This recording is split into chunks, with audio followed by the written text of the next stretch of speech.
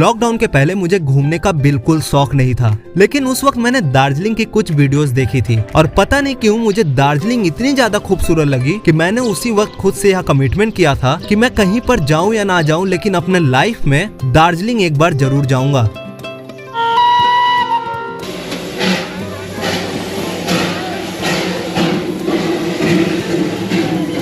वैसे दार्जिलिंग की खूबसूरती ने मेरा ध्यान तो अपनी ओर खींचा ही था, लेकिन इसकी खूबसूरती के अलावा मेरा ध्यान जिस चीज पर सबसे ज्यादा गया वह था दार्जिलिंग का world famous Himalayan toy train, जिसको देखकर मैंने यह मन बना लिया था कि इस ट्रेन में कुछ अलग बात है, जिसको मैं सामने से देखना चाहता हूँ और हो सके तो इसकी सफर भी करना चाहता हूँ। तो कैसा नज़ारा है यहाँ दार्जिलिंग की सड़कों पर, ये हमेशा हमें देखने को मिल जाती है। तो हर बार की तरह एक नई ट्रिप की शुरुआत करने से पहले मैं लग जाता हूँ उस जगह के बारे में रिसर्च करने के लिए, और मैंने देखा कि काफी लोग ऐसे थे जिन्होंने कोलकाता से दार्जिलिंग की सफर फ्लाइट या ट्रेन से नहीं बल्कि बाइक से ही कर लिया। और जब मैंने यह जानने के लिए गूगल पे सर्च किया कि कोलकाता से दार्जिलिंग की दूरी कितनी है, तो मैं शॉक्ड हो गया। तकरीबन 600 किलोमीटर, जिसे देखने के बाद मैं तो शॉक्ड रह गया। अब शायद आप लोग सोच रहे होंगे कि मैं बाइक से दार्जिलिंग की सफर तय करने वाला हूँ, तो आप सब गलत हो। मैं बाइक से नहीं बल्कि अपनी स्कूटी से करने वाला हूँ, जिसको मैंने बड़े प्यार से पिछले साल ही खरीदा था। और हर बार की तरह एक नई ट्रिप की शुरुआत करने से पहले मैंने अपने ब्लॉगिंग पार्टनर को कॉल मिलाया और उसे अपने इस आइडिया के बारे में बताया। बोल रहा हूँ कि दार्जिलिंग चलेगा क्या? नेक्स्ट ट्रिप के लिए? हाँ, नेक्स्ट ट्रिप के लिए। ठीक है, चलते हैं, टिकट कटवा लो। अरे पहले बात तो सुन, मैं सोच रहा था कि ट्रेन से ना जाकर स्कूटी से चले क्या? स्कूटी से? हाँ, स्कूटी किलोमीटर है। लेकिन उसका भाई, रिएक्शन ज्यादा कुछ तो ऐसा नहीं था। है, 600 किलोमीटर है। 600? हाँ। हेलो, अरे यार इसने तो कॉल ही कट कर दिया।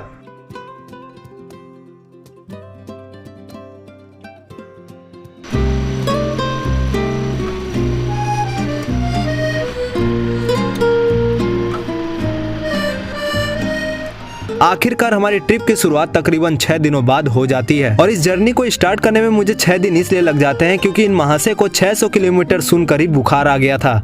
वैसे सच बताऊं तो अंदर से मैं भी काफी डरा हुआ था, क्योंकि आज तक मैंने 600 किलोमीटर क्या 6 किलोमीटर की राइड भी सही से नहीं की थी। लेकिन मैंने सोचा जब ऐसा आइडिया मेरे दिमाग में आ चुका है तो इस जर्नी को पूरा कर ही लेते हैं।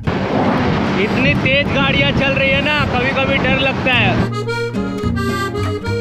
धूप काफी ज्यादा तेज थी और देखते देखते ही हम लोग 100 किलोमीटर की सफर को तय कर लेते हैं। काफ़ी प्यास लगी है। कंटिन्यू हम लोग तकरीबन कितने घंटे से ट्रैवल कर रहे हैं? तकरीबन 3 घंटे से लगभग ट्रैवल कर रहे हैं और हमने पानी नहीं पिया था। इसे बंद कर दो भाई, बंद कर दो, बंद कर जल्दी। तकरीबन हमने 100 किलोमीटर का सफ़र तय किया और तब जाके हम लोग रेस्ट ले रहे हैं। अब जाके मैं पानी पी रहा हूँ और मैं दिखा रहा हूँ मेरा क्या सेटअप, यानी मैंने कैसे अपने इस स्कूटी पर सारा कुछ रखा है। यहाँ पर ये रहा मेरा बैग, और यहाँ पे मेरे ब्लॉगिंग पार्टनर का, इधर रहा बैग, और ये रहा मैट, और इसके अंदर टेंट है। और यहाँ पे मैंने रस्सी बांध लिया था ताकि यहाँ पे ऐसे पानी रख सकूँ, जैसे कि यहाँ पर देखो मैंने रखा है। तो कुछ ऐसा सेटअप है, और खाने वाने की सामानें इसके अंदर मैंने रख दी है, जो भी नेसेसरी सामानें हैं। तो बस अब निकलते हैं, क्योंकि काफ़ी लंबा सफ़र तय करना है। अभी हमें लगभग 450 किलोमीटर तय करना है। अब तक की हमारी 100 किलोमीटर की जर्नी यूं ही हंसते मुस्कुराते हुए बीत जाती है, और हमें लगता है कि बाकी के बचे 500 किलोमीटर की जर्नी भी कुछ यूं ही बीतने वाली है।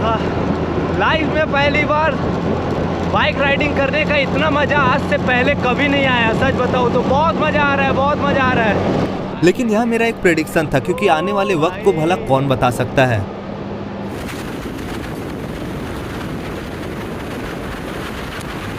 तो 180 किलोमीटर आने के बाद हमारी बाइक की ना थोड़ी फ्यूल कम हो गई थी, तो मैंने सोचा फ्यूल फुल करा लूँ, क्योंकि क्या पता नेशनल हाईवे है और ये NH12 है, फिर इसी हाईवे से हमें NH37 जाना है, फिर वहाँ से सिलीगुड़ी। तो फिलहाल 4 लीटर तेल मैंने भरा है, मेरी टंकी हो गई है बाइक की फुल। तो अब चलते हैं। अब डायरेक्ट मैं टारगेट रख रहा हूँ कि 60 या 70 किलोमीटर कंटिन्यूसली नॉन स्टॉप चलाऊँगा, फिर उसके बाद कहीं पर ब्रेक लूँगा। और इसी बहाने हमारी बाइक को थोड़ी रेस्ट भी मिल जा रही है, क्योंकि बहुत ज़्यादा स्पीड में चला रहा हूँ ना, तो जिसके चलते इंजन भी काफ़ी हीट हो रही है। देख रहे हो यहाँ पे कितना डस्ट जम गया है, जबकि कल ही मैंने सर्विसिंग कराया था। पूरा डस्ट हो गया यहाँ पर। मेरे रुमाल को ही देखो आप, कितना डस्ट हो गया जो मैं पहन रहा हूँ। देख रहे हो कितना डस्ट है यहाँ पे।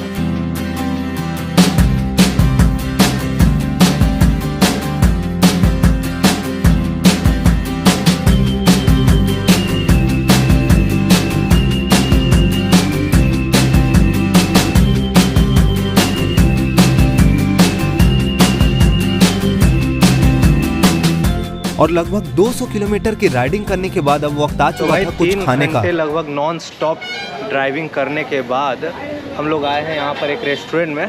बहुत ज़ोर की भूख लगी है, पहले खाते हैं क्योंकि नाश्ता हमने किया था तकरीबन 8-9 बजे और अभी बज रहे लगभग 2, तो हमें खाए हुए तकरीबन 6-7 घंटे हो गए। तो अब चलते पहले पेट पूजा करते क्योंकि काफ़ी ज़ोर की भूख लग रही है, पेट में चूहे दौड़ रहा है। तो देखते हैं खाने में क्या मिलता है। मछली खाएगा क्या? अच्छा, मैं नहीं खाऊंगा, मंडे ट्यूसडे को मैं नहीं खाता हूँ, तो अभी नॉर्मल ऐसे वेजिटेरियन खाना ही खाऊंगा। तो खाना वाना हो गया हमारा, पेट भर गया तेरा? और अब मेरा जो टारगेट है हम लोगों का तकरीबन 200 किलोमीटर अब नॉन स्टॉप चलना है। नॉन स्टॉप यानी बीच में स्कूटी को रेस्ट तो देना पड़ेगा क्योंकि इसे हर 50-60 किलोमीटर में रेस्ट देना पड़ रहा है। तो भाई अगर दार्जिलिंग आप ना बाइक से जाते हो तो बहुत सारे ऐसे रेलवे फाटक पड़ेंगे, तो ये लेकर शायद 3 रेलवे फाटक क्रॉस करने पड़े, लेकिन यहाँ पे बहुत टाइम लगता है। जैसे कि अभी यहाँ पर हमारे 10-20 मिनट जाने वाले हैं।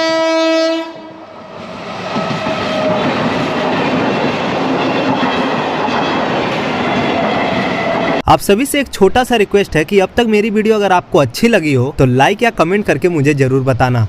तो फाइनली हम लोग आ गए हैं फरक्का टोल प्लाज़ा के पास में। यहाँ पर है टोल प्लाज़ा। वैसे मैं आपको बता दूं कि बाइक की टोल नहीं लगती है और बाइक जाने की सेक्शन थोड़ी साइड में ऐसे बनी रहती है। देखो ये लेके हमने 2 टोल प्लाज़ा क्रॉस कर दिए और यानी इसको लेकर हमारा दूसरा टोल प्लाज़ा क्रॉस हो चुका है फरक्का और हम लोग मालदा की तरफ जा रहे हैं। ये है बरहमपुर। तो जर्नी में काफ़ी मज़ा आ रहा है। सच बताऊँ तो हमने 200 किलोमीटर लगभग तय कर लिया और अभी तकरीबन 350 किलोमीटर 400 किलोमीटर है। हमें कोलकाता से निकले हुए लगभग 10 घंटे हो चुके थे और जो सफर शुरुआत में हमें काफी आसान लग रही थी वही सफर हमें काफी मुश्किलों से भरी लगने लगी क्योंकि धीरे धीरे हमारी शरीर भी हमारा साथ देने से मना करने लगी।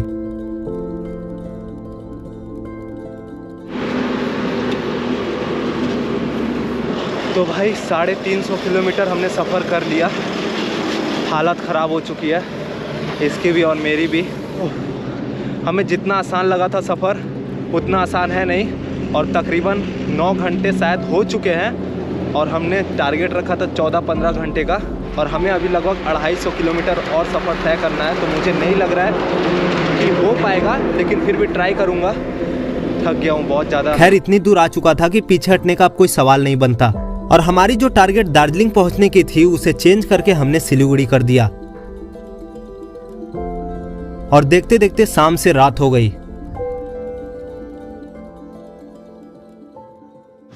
तो गाइस रात के लगभग बज रहे हैं 7 और यहाँ पर मेरे स्कूटी की ना फ्यूल ख़त्म हो गई थी, तो मैंने 3 लीटर अपने स्कूटी में फ्यूल भरवा लिया और 1 लीटर मैंने इमरजेंसी के लिए रख लिया बोतल में, क्योंकि यहाँ पर हाईवे पर ना पेट्रोल पंप काफ़ी डिस्टेंस में है, तो इसीलिए मैंने फॉर सिक्योरिटी यानी सेफ्टी के लिए रख लिया, कहीं बीच में ख़त्म ना हो जाए। दिन में राइडिंग करना तो काफ़ी आसान था, लेकिन मुझे क्या पता था कि रात को राइडिंग करना सबके बस की बात नहीं है। सिटी में रात के वक्त राइड करना एक अलग बात है, लेकिन आप एक ऐसे रास्ते में राइड करोगे जहाँ पर कोई लाइट ना हो तो शायद मेरी तरह अधिकतर लोग को काफी प्रॉब्लम होगी। और हमने तकरीबन 350 से 400 किलोमीटर की सफर तय कर ली थी, लेकिन तभी मैं एक चीज नोटिस करता हूँ कि रात के वक्त हमारे अलावा पूरे हाईवे पर एक भी बाइकर नहीं था और जहाँ पर भी मेरी नजर पड़ती थी वहाँ पर सिर्फ बड़े बड़े ट्रक ही दिखाई देते थे और दूसरी तरफ हमारे हौसले तो बुलंद थे लेकिन हमारा शरीर पूरी तरह से टूट चुका था। तो भाइयों सिलीगुड़ी तो पहुंचा नहीं हूँ अभी तक, लेकिन हालत ना बहुत ज़्यादा ख़राब हो गई है। वहाँ पर देखो अमरदीप को सर दर्द देने लगा, मेरा गला बैठ गया है। तकरीबन और 120 किलोमीटर है, अब हिम्मत नहीं हो रही है सच बताऊँ तो, क्योंकि कमर बहुत ज़्यादा दर्द दे रही है और शरीर भी। तो ये कोई ऐसी जगह कि क्या नाम है दादा इस जगह का? मिर्जा डिग्री। हाँ मिर्जा डिग्री। सिलीगुड़ी पहुँचने में अभी कितना टाइम लग जाएगा? 5-6 घंटा ना। और रास्ते अच्छे हैं, हाईवे बहुत अच्छा है, लेकिन ना बीच बीच में ऐसे गड्ढे आ जा रहे हैं कि अगर बाय चांस 80 मैं अपनी स्कूटी की जो स्पीड है उसको मेंटेन कर रहा हूँ तकरीबन 80-90 की स्पीड में, अगर बाय चांस गड्ढे में गया ना तो स्कूटी लेके उड़ जाऊँगा और ऐसा उड़ूँगा कि फिर नीचे आने से रहा। तो इसीलिए ना संभल के चलाना पड़ रहा है। हाईवे बहुत अच्छी है लेकिन बीच बीच में जो गड्ढे ना। हुआ तेरा सर दर्द सही हुआ? हाँ थोड़ा दर्द दे रहा है, मेडिसिन ले लिया क्या? वो तो बढ़िया हुआ, इसने मेडिसिन लेके आया था तो खाया इसने। और एक बात हमें समझ में आ गई कि अब हमें अपनी राइडिंग को यहीं पर स्टॉप करना होगा और सबसे पहले हमें एक ऐसी जगह ढूंढनी है जहाँ पर हम लोग अपना रात बिता सके। और हम लोग एक ऐसी जगह पर आ गए थे जहाँ पर पेट्रोल पंप के अलावा दूर दूर तक कोई होटल नहीं था, तो मजबूरन हमें इस पेट्रोल पंप पर रुकना पड़ा। और हमने सोचा कि क्या पता यह लोग हमें यहाँ पर रहने के लिए थोड़ी जगह दे दे, और होता भी कुछ ऐसा ही है। तो काफ़ी ज़्यादा डर लग रहा था, तो इस पेट्रोल पंप पे आए हैं। तो यहाँ पे एक भाई साहब हैं जिन्होंने मैंने उनसे पूछा कि क्या मैं यहाँ पे रह सकता हूँ, स्टे कर सकता हूँ, मैं सुबह चल जाऊँगा। तो और यहाँ पे रूम भी नहीं मिल रहा था, तो उन भाई साहब ने हमें परमिशन दे दिया और मैंने अपनी यहाँ पर टेंट लगाई है। ये रही हमारी टेंट। तो भाइयों, अनफॉर्चुनेटली जो मेरा टारगेट था दार्जिलिंग पहुँचने का विदिन 14 आवर्स नहीं हो पाया।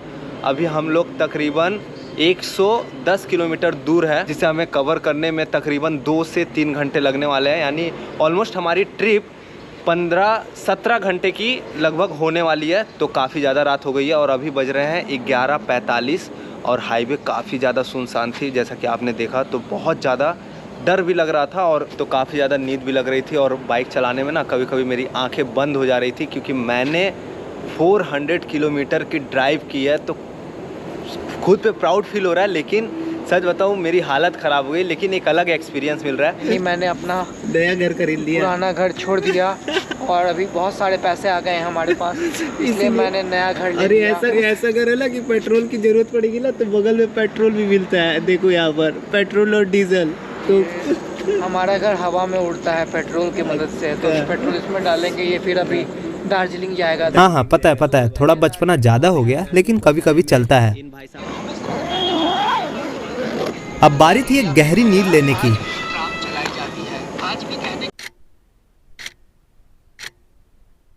लेकिन सुबह के लगभग 3 बज रहे होते हैं और मुझे इतनी ज़्यादा गर्मी लग रही थी कि मैं सो नहीं पाया और टेंट से बाहर आ गया। नींद तो मुझे बहुत जोर की लग रही थी, लेकिन कर भी क्या सकता, मैं पूरी तरह से मजबूर था। और इन जनाब को देखकर तो मुझे एक बात पर पूरा यकीन हो गया कि कुछ लोगों को नींद इतनी ज़्यादा प्यारी होती है कि कंडीशन कैसी भी हो उनकी नींद नहीं टूटने वाली। और पूरे पेट्रोल पंप पर मैं ही शायद एक अकेला था जो जगा हुआ था। और तभी एक अंकल आते हैं जो कि इस पेट्रोल पंप की सफाई कर रहे होते हैं। तो सोचता हूँ इनसे ही थोड़ी बातें कर ली जाए जब तक पूरी तरह से सुबह नहीं होती। अकेले ही पूरा साफ कर देते हैं क्या? पूरा पेट्रोल पंप ना हम लोग करने जाएंगे थक जाएंगे, आप इतने एज के हैं और कर ले रहे हैं।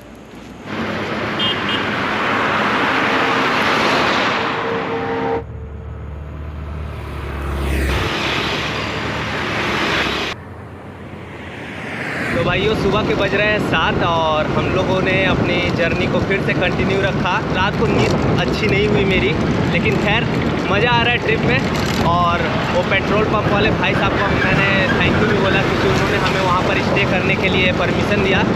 और इस पूरे जर्नी में अगर मुझे कोई चीज़ सबसे ज़्यादा इरिटेट कर रही थी तो वह थी इन सड़कों में बने बड़े बड़े गड्ढे। और मैं कल रात को इन्हीं गड्ढों के बारे में बात कर रहा था। शायद कुछ लोगों के लिए यह कोई बड़ी इशू नहीं है, लेकिन आपको मैं बता दूं कि according to government data, India में रोड एक्सीडेंट के मेन रीजन में से एक ये पॉट होल्स भी हैं, जिसके चलते हर साल लगभग 3000 लोग अपनी जान बिना समय के पहले ही गंवा बैठते हैं। और शायद इसीलिए मुझे एकदम रिग्रेट फील नहीं हो रहा था कि कल रात को मैंने अपनी स्कूटी बहुत ही स्लो चलाई थी। लेकिन इस जर्नी में 70 to 80% हाईवे कुछ ऐसी थी जिसपे बाइक चलाने का मजा ही कुछ और था।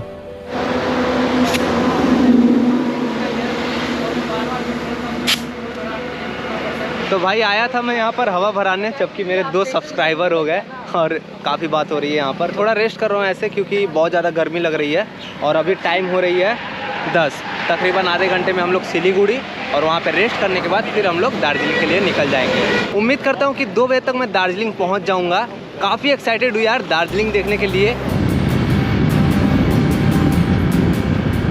अब कुछ ही मिनटों में हम लोग सिलीगुड़ी पहुंचने वाले हैं। लेकिन पता नहीं क्यों हमारे शरीर के अंदर जितनी भी थकावट थी अचानक से एनर्जी में बदल गई।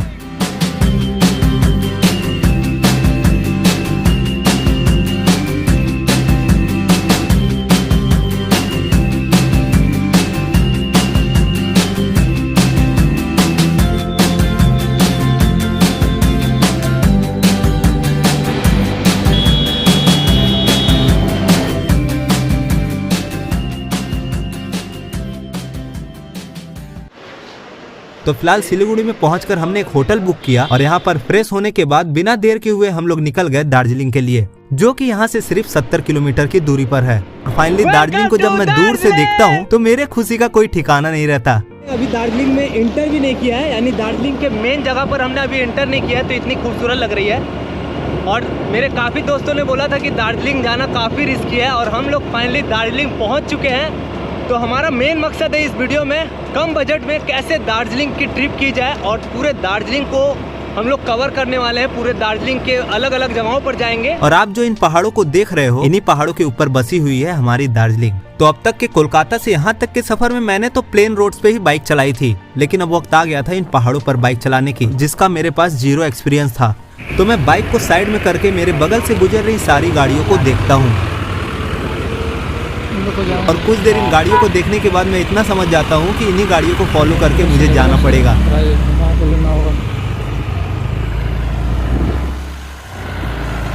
और डर तो काफी ज्यादा लग रहा था, क्योंकि यहाँ की सड़कें कहीं कहीं पर 140 डिग्री और 150 डिग्री जितनी एंगल की बनी थी, और दूसरी तरफ ये पहाड़े जिसे मैं बाइक चलाते वक्त तो देख ही नहीं रहा था।